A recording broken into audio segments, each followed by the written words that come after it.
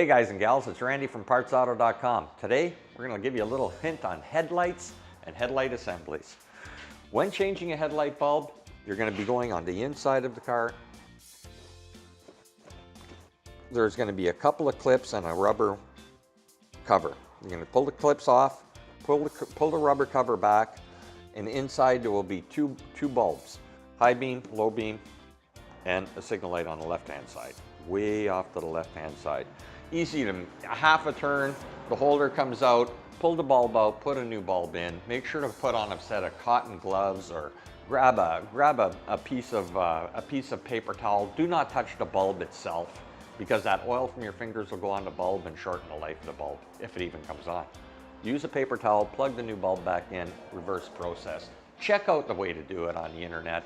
Very simple job. You don't have to pay somebody $60 or $80 to do this job. You can do it yourself for nothing. Bulbs are cheap, $10 here, $10 there.